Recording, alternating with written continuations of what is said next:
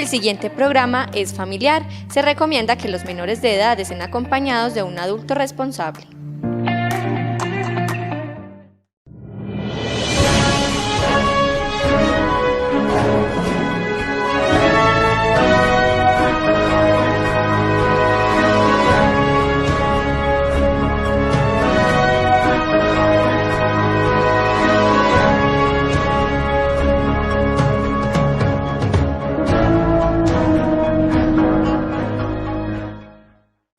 Jardineños, bienvenidos una vez más a esta emisión de Semana a Semana. Compartiremos con ustedes algunos hechos dados en la localidad, dentro de ellos el balance de seguridad de fin de año, consejos de ahorro y una historia motivadora para los estudiantes. No se despeguen que ya vienen los titulares.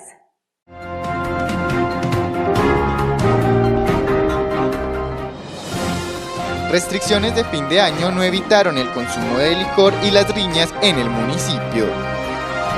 La pandemia ha afectado las finanzas. Le entregamos algunos tips para mantener la cultura de ahorro. Conozca la experiencia del joven jardineño Juan Andrés Sobón realizando el Bachillerato Internacional en Asia. Además, información desde la Administración Municipal e información económica.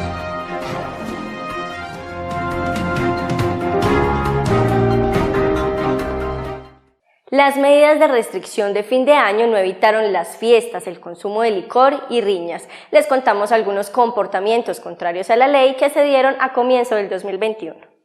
Según el balance de la policía, la seguridad en la localidad durante las fiestas decembrinas se mantuvo sin hechos lamentables hasta el 1 de enero, donde se reportó un acto de intolerancia ciudadana. Sin embargo, para los primeros 2 días del año 2021 hubo una alteración del orden público, resultó una persona lesionada, que fue necesario la remisión a la ciudad de Medellín y derivado de ese caso se tuvo que judicializar a otro ciudadano por haber ocasionado esas lesiones. Este caso obedece a temas de intolerancia entre vecinos en el contexto de celebraciones. Considero que hubo de por medio algún consumo de bebidas embriagantes. Por otro lado, en cuanto a la aplicación del Código de Seguridad y Convivencia Ciudadana, fue necesario la imposición de 06 órdenes de comparendo. Entre esas, un cierre de establecimientos en zona rural, en la vereda Alto del Indio, donde había una aglomeración de personas el día 1 de enero, primeras horas de la mañana, y fue necesaria suspender la actividad económica por el riesgo que presentaba para la salud de las personas. Y mientras el consumo de licor en las viviendas aumentó, la manipulación de pólvora se redujo. Solo se presentó un mayor porcentaje de venta y manipulación a comienzo del mes de diciembre, mientras en otras localidades sí se dieron hechos lamentables. Según el boletín número 34 emitido por la Gobernación de Antioquia, entre el 2020 y 2021 se presentaron 64 casos de lesiones por pólvora, 9 de ellos amputados, y aunque hubo disminución del 33% a comparación del 2019, sigue la sensibilización frente al tema. Es importante aclarar que este fenómeno se estuvo más marcado durante los primeros días del mes de diciembre, pero ya para el fin de año no se presentó tanto como la fecha señalada. Sin embargo, se hicieron los controles, se acudió a los llamados de la ciudadanía. Hubo un incremento considerable de motivos de policía llamando por alto volumen. Hasta la fecha de la redacción de esta nota había en el municipio de Jardín 10 casos activos por COVID, 2 pruebas en espera, 5 muertos y 2 pacientes en UCI, manteniendo el llamado del autocuidado y el cumplimiento de las medidas. Finalmente se le hace una recomendación a la ciudadanía. Recordemos que todavía estamos en una pandemia, todavía estamos padeciendo las consecuencias de esta enfermedad. Eviten las aglomeraciones, utilicemos los elementos de bioseguridad, acatemos los decretos y disposiciones que tienen las autoridades locales, departamentales y el gobierno nacional, esperando qué decretos o qué resoluciones van a emitir. Además, el gobernador de Antioquia anunció las siguientes medidas: toque de queda desde las 10 de la noche hasta las 5 de la mañana del 6 al 11 de enero, ley seca desde las 10 de la noche del 8 de enero hasta las 11:59 de la noche del 11 de enero, pico cédula del 6 al 11 de enero.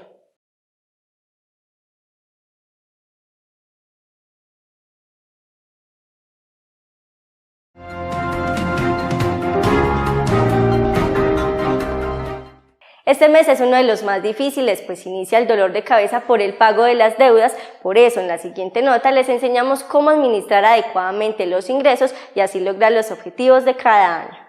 Diciembre es el mes más anhelado, es la fecha donde aumentan los gastos en regalos, fiestas y demás, y es enero uno de los meses más difíciles, donde las llamadas culebras empiezan a relucir. Esto deja ver que aún no se ha cultivado el hábito del ahorro, y en esta época de pandemia sí que se ha sentido la crisis financiera. Aquí les damos algunos consejos para cuidar el bolsillo. Lo ideal y que siempre se ha hablado en las proyecciones del hogar es un 20% de los ingresos del hogar. En estos tiempos de pandemia y donde ha habido tanto problema precisamente por la pandemia, pues lo ideal sería siquiera un 10%. ¿Cómo lo podemos hacer? Pues mediante cuentas de ahorro, que sea mensualmente, o una natillera, o buscar títulos de inversión que uno no se pueda gastar el dinero en cosas inoficiosas. Suena maluco decirlo, pero también cuidando nuestra salud, no recibir visitas, porque las visitas siempre nos aumentan los servicios, nos aumentan una cantidad de cosas. Bueno, si no nos queda la posibilidad, por ejemplo, de un 10%, un 20%, la monedita que nos sobre, una alcancía, que eso poquito a poquito nos va haciendo un ahorrito que nos puede servir para una situación difícil. Tratar de no endeudarnos más, porque eso también es otra cosa. Nos vamos para un almacén y gastamos en la tarjeta de crédito lo que no necesitamos, ¿cierto? Entonces tratar de tener como lo necesario y ahorrar las moneditas que nos queden. Incluso el gobierno nacional, atendiendo algunas penumbras financieras derivadas de la pandemia, acordó algunos cambios en beneficio del turismo, como lo es el impuesto al consumo y el IVA. Sí, bueno, ahorita la proyección que hay para este año básicamente es para el sector turismo, cosa que nos favorece mucho, pues que es la actividad principal del municipio. Van a haber algunas medidas como son, pues en la parte de las empresas, restaurantes les van a quitar el impuesto al consumo, que es un 8%, entonces van a poder dar las comidas más baratas. En los hoteles el 19% del IVA también va a ser excluido. Van a tratar de incentivar mucho la parte turística, aunque van a apretar mucho en la medida en que tenemos que cuidar la naturaleza, el cuidado con la adolescencia. Son factores que si llegan a fallar nos van a quitar las licencias del Registro Nacional de Turismo. Pero el gobierno está buscando mucho incentivar la parte turística, que es la actividad principal de nuestro municipio, y pienso que nos va a ayudar mucho en esta parte. El salario mínimo diario está en 30.284 pesos y el salario mínimo mensual en 908.526 pesos, ingresos que dificultan en una familia numerosa una buena calidad de vida. Es un incremento del 3.5, aunque fue alto frente a la proyección del IPC, que el IPC se presume que va a caer en un 3%. Estamos hablando de 908.000 pesos.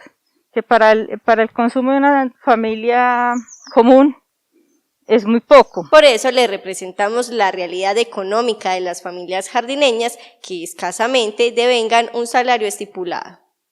Entonces vamos a hacer más o menos un análisis de una familia común en jardín que mínimo son 4 integrantes, que trabajen 2, donde va a ser un salario mínimo y la otra persona va a tener temporales, ¿cierto? Nos daría más o menos el salario mínimo 909.000 pesos y 300.000 pesos de temporales que va a ser los ingresos de la otra persona, porque se supone pues que en una familia común ahora pues las mínimo 2 personas deben de la hora. Nos quedaría 1.209.000 pesos de ingresos. ¿Cuáles son los gastos comunes? Les van a ser la salud, que de por sí la van a sacar de la empresa. Vamos a tener unos gastos de alimentación de 300.000 pesos aproximadamente. Un arrendamiento común en jardín que está más o menos en 400.000. Y unos servicios públicos que van a ser agua, luz, parabólica, internet, de 200.000 pesos. O sea, estamos poniendo los gastos básicos. Esto nos da unos gastos de 973.000 pesos. Tendríamos un excedente de 236. ¿para qué utilizaríamos esto? Se supone que de ahí debemos de hacer el ahorro. Pero resulta que nosotros en un hogar común no vamos a tener simplemente los gastos rígidos. Hay que sacar alimentación, hay que sacar ropa, hay que sacar medicamentos, si tenemos gastos bancarios, entonces los intereses. Entonces estaríamos hablando que 236.000 pesos es lo que tendríamos que distribuir muy bien, donde no vamos a hacer unos gastos innecesarios, porque si hacemos un gasto innecesario, pues así es muy difícil ahorrar, pero si hacemos un gasto innecesario va a ser prácticamente imposible. Entonces el llamado es a que tengamos mucho cuidado con el dinero.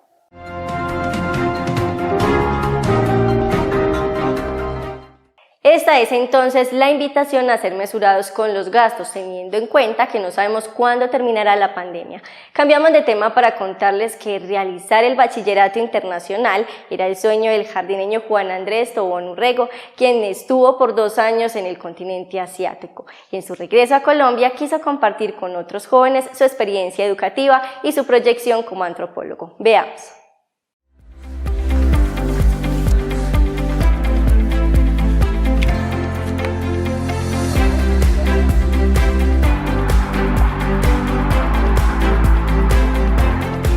La mirada de Juan Andrés Tobón Urrego se veía algo inquieta y temerosa en esta imagen.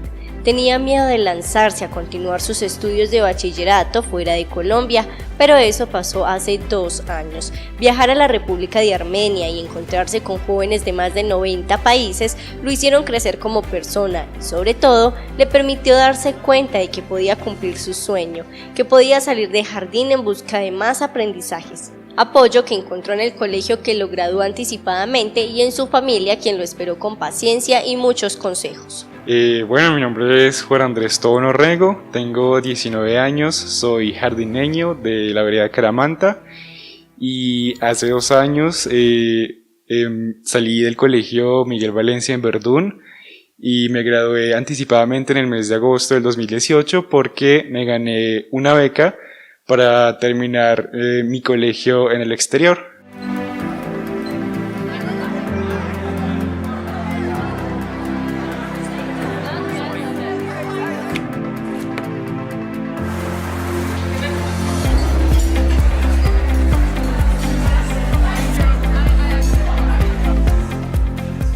Esta beca yo me la gané a través de una organización que se llama Los Colegios del Mundo Unido o UWC, y ellos buscan hacer de la educación una fuerza para unir a las personas, para crear un futuro sostenible y paz. Y ellos lo hacen a través de traer jóvenes de todo el mundo entre los 16 y los 19 años para estudiar el bachillerato internacional en un ambiente internacional, ¿cierto? Entonces, cuando yo me presenté a esta convocatoria en el 2018, cuando quedé seleccionado, a mí me enviaron al colegio de UWC Dilijan en la República de Armenia, que es un país muy poco conocido para nosotros, y cuando a mí me dijeron, usted se tiene que ir para Armenia, yo lo primero que dije fue, ¿dónde es eso? Y lo mismo mis papás. Y pues en ese año, en agosto, entonces emprendí mi viaje hacia allá, y llegué a un colegio donde yo tenía compañeros de 200 compañeros de aproximadamente 95 nacionalidades. Entonces era un ambiente bastante internacional y bastante interesante porque había muchas historias por conocer, había muchos lenguajes que escuchar, muchísima cultura y mucho de qué aprender. La organización para ese año escogió 17 colombianos que iban a ir a todo el mundo, pero en este lugar específico de Armenia al que yo iba a ir, solo éramos 2 colombianos, que era una chica de Bogotá y mi persona de acá de Jardín. Pues yo creo que el primer choque cultural fue el idioma, porque cuando yo me fui, pues mi nivel de inglés no era mucho. Entonces, al llegar a este nuevo lugar y tener que hablar un idioma diferente, entonces siempre me pegó muy duro porque yo tuve que luchármela como para poder avanzar en este proceso de aprendizaje del idioma. Y la otra parte era que el país como tal en el que yo vivía, el inglés no era la lengua que hablaba por la mayoría de la gente. Entonces ahí donde yo vivía todos hablábamos inglés, pero cuando queríamos salir afuera ya era un mundo totalmente diferente porque la gente no hablaba ni inglés ni español, sino ruso y armenio. Entonces, digamos que ese fue como el primer gran choque cultural que yo tuve.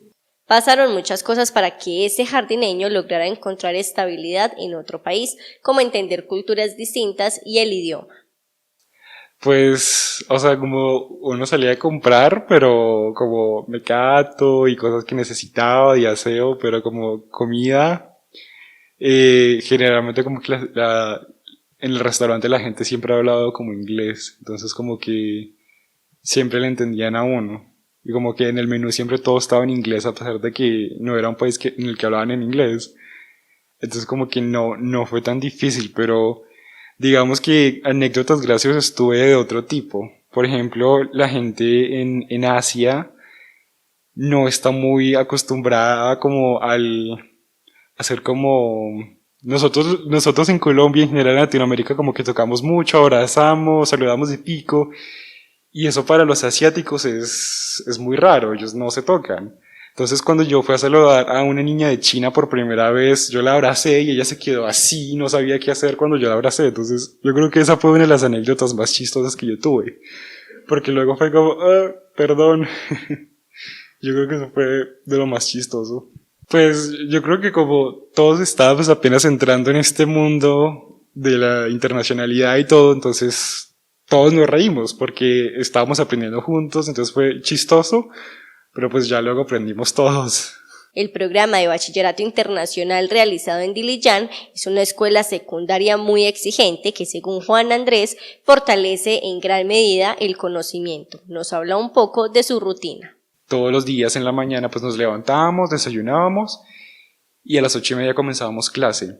Y generalmente a eso de las 2, 3 de la tarde ya estábamos libres, pero después de eso, entonces había que hacer tareas, había que estudiar para exámenes.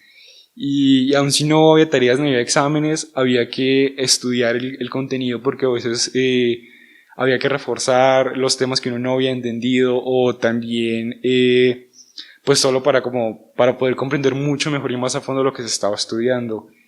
Y además de eso, de tener que estudiar y todo lo académico, también había un aspecto sociales que nosotros hacíamos bastante servicio a la comunidad. Entonces, después de las clases, no solo teníamos que estudiar, sino que teníamos 40.000 reuniones para planear este servicio a la comunidad, para hacer nuestras actividades con la comunidad. Entonces, había muchísimo que hacer y generalmente la vida en el colegio allá se terminaba a las 10, 11 de la noche. Entonces, todo el día uno estaba haciendo cosas. En este caso, el trabajo social de Juan Andrés era enseñar. A través de la conformación de un club enseñaba español, una labor que desempeñaba una vez a la semana y que requería mucho tiempo de preparación. Entonces los niños generalmente hablaban inglés, entonces era más fácil, pero había otros niños que no hablaban inglés y que había que utilizar otros medios como que nos ayudara gente que hablara ruso a traducirles. Entonces era un trabajo bastante grande y después de un año logramos sacar un grupo de niños que podía tener una conversación en español bastante fluida, y eso fue un trabajo muy bonito y en el que yo aprendí mucho. Y también hacíamos muchas otras cosas, como que visitábamos hogares donde cuidaban niños de familias de escasos recursos. Entonces, por ejemplo, íbamos una vez a la semana o un fin de semana y les llevábamos juegos, películas y un montón de cosas para que los niños se divirtieran y salieran, digamos, de esa rutina que tal vez tienen en estos centros de cuidado. Entonces eran trabajos muy bonitos. El trabajo en equipo enriqueció las diferentes formas de ver la cultura. Este ambiente internacional permitió que Juan Andrés empezara a practicar expresiones básicas en diferentes idiomas, como un simple saludo. Por ejemplo, en mi clase de geografía, que hablábamos sobre migración y sobre pobreza, entonces tener la perspectiva de una persona de este país del que estábamos hablando concretamente hacía la discusión mucho más enriquecedora. Entonces generalmente siempre trabajábamos en equipo y aunque cada uno tenía una lengua materna, el hecho de que todos hablábamos inglés entonces nos ayudaba a poder comunicar todas esas experiencias que enriquecían la clase. ¿Todas las clases eran en inglés? Sí, todas las clases, excepto por literatura en español, que ahí estábamos como los españoles y todos los latinoamericanos. El COVID-19 alertó en gran medida el campus de estudio. A 2 meses de culminar fueron enviados a casa los estudiantes y desde allí culminaron su proceso de aprendizaje. Armenia, una república que hoy día cuenta con más de 160.000 casos activos y 2.850 muertes, evitó que estos estudiantes se quedaran atrapados en medio de la pandemia. Eso fue un poquito traumático, la verdad, porque pues por allá en febrero nos enteramos pues de que había un virus en China que se estaba empezando a esparcir por el mundo. Y pues en esos días no creíamos que iba a tener un alcance tan grande y digamos que no estábamos tan convencidos de que algo iba a pasar. Pero cuando el virus tocó el país en el que nosotros vivíamos allá en Armenia, la situación se empezó a poner difícil.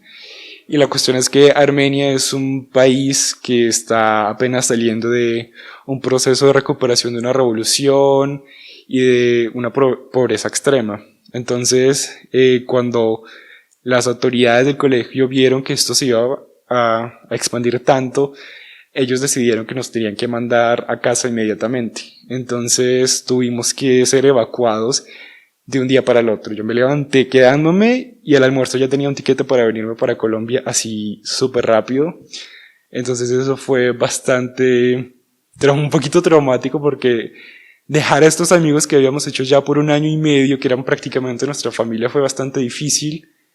Pero digamos que a pesar de todo eso, la virtualidad nos demostró que podíamos seguir en contacto, que podíamos seguir haciendo muchísimas actividades. Entonces esos 2 meses de clase que nos quedaron faltando juntos, lo seguimos haciendo a través de la virtualidad.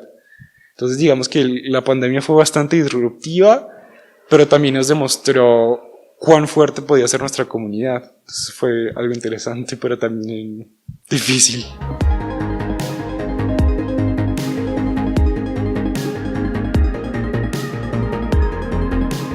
Un viernes salimos de un examen y nos dijeron estamos encerrados, nadie puede salir, nadie puede entrar del campus.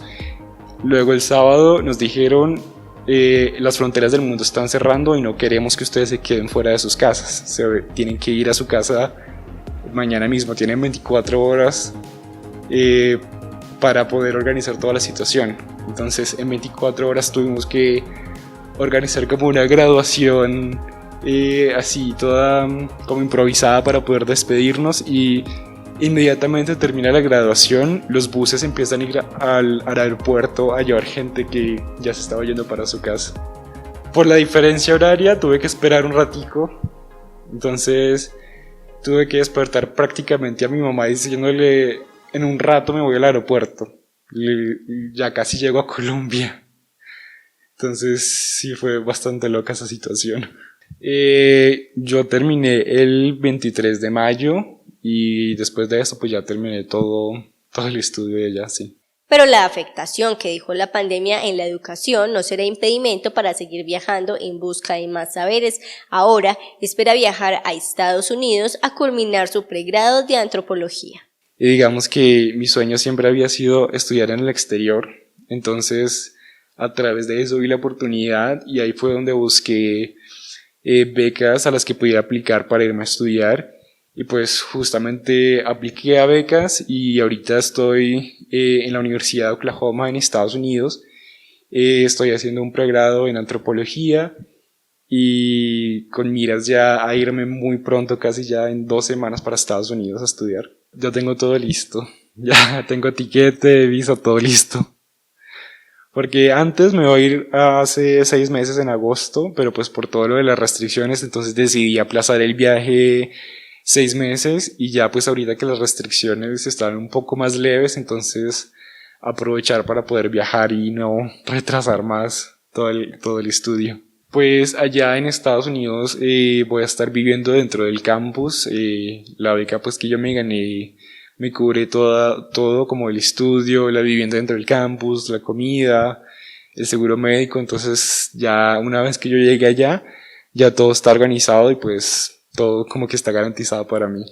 Juan Andrés deja claro que sacar a flote la valentía permite llegar lejos y que aunque no pudo disfrutar cumpleaños al lado de su familia, acompañar el velorio de un familiar o disfrutar de los alimentos de casa, no se arrepiente e invita a otros jóvenes a soñar. Pues yo creo que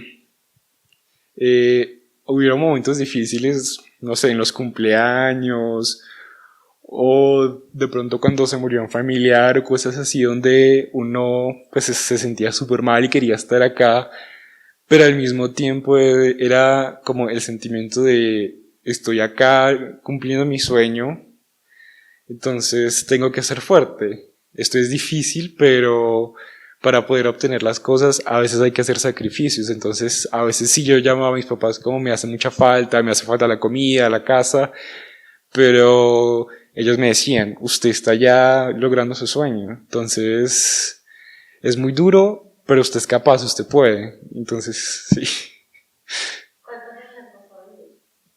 En los 2 años pues vine una vez de vacaciones, sí, ya luego pues cuando me tocó venirme del todo. Como que pues sí sufrí un poquito al principio, pero yo como que no se les decía porque ellos también estaban aquí sufriendo, porque era la primera vez que yo me iba a la casa y estaba muy chiquito. Entonces, para mandarles más sufrimiento, pues mejor yo lentamente me iba adaptando y ya. Ahorita la pandemia nos ha presentado muchísimos desafíos a todos, porque a todos nos cambió la vida, pero también nos ha demostrado qué tan resilientes y qué tan fuertes podemos ser nosotros. Y yo creo que aunque es muy difícil y aunque a veces uno se puede sentir mal o puede estar pasando por un momento como de tristeza, lo importante es sentir eso, pero luego moverse. Entonces, el único limitante real que existe es uno mismo. Y si uno tiene los deseos y tiene la voluntad de hacer las cosas, pues entonces no va a haber mucho que lo pueda detener a uno. Porque aunque los planes puedan retrasar, de pronto no necesariamente significa que un desafío sea el final de algo. Puede que se retrase, pero es voluntad de uno y está a conciencia de uno el lograr lo que uno quiere. Y la cuestión es esa, es que uno tiene que soñar y no puede parar de soñar y no puede dejar que nadie le tumbe a uno los sueños. Y algo muy importante es que la familia de uno se tiene que convertir en un pilar que lo apoya a uno y que le dé ánimos y todo, porque digamos que es también un aspecto importante. Cuando alguien te está apoyando, pues tú sientes más impulso, te sientes más animado a hacer las cosas.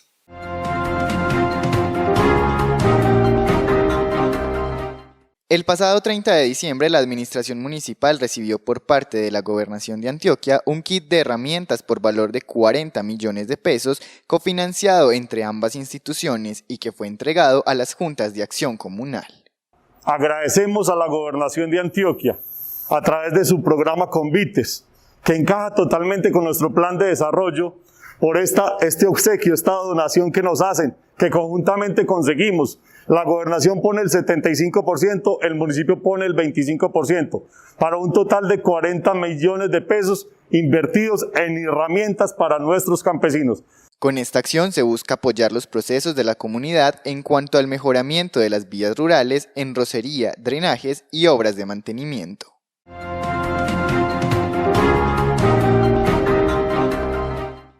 Televidentes, ahora damos paso a Steven Hernán Muñetón Marín con tu canasta al día y el tip de la semana.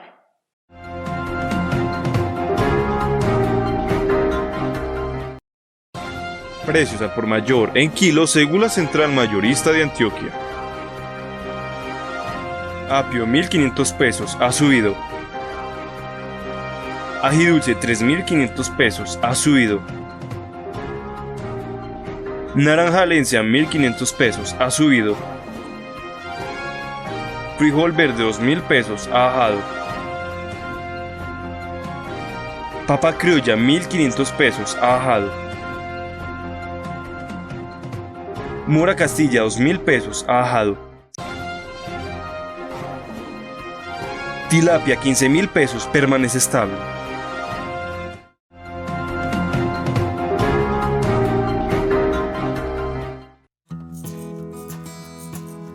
Los puerros están relacionados con el ajo, la cebolla, las chalotas y el cebollín. Su apariencia es similar al de una cebolla junca, pero con un bulbo más pequeño. Esta verdura crujiente y firme es nativa de Asia Central y el Mediterráneo, donde ha sido un elemento culinario básico durante siglos. El puerro ha pasado por varias investigaciones científicas en donde se descubrió una cantidad considerable de nutrientes. En una porción de 100 gramos este alimento posee 61 calorías, 14 gramos de carbohidrato, 1.5 gramos de proteína y 1.8 gramos de fibra. Contiene vitaminas del complejo B, vitaminas K, A y C, y minerales como el hierro, magnesio, calcio y potasio.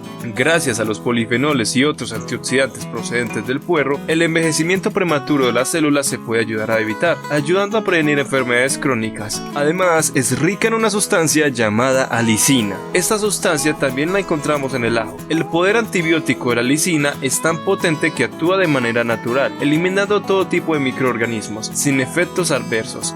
Este y más beneficios se aplican si se tiene una dieta y una guía detallada de un médico especializado.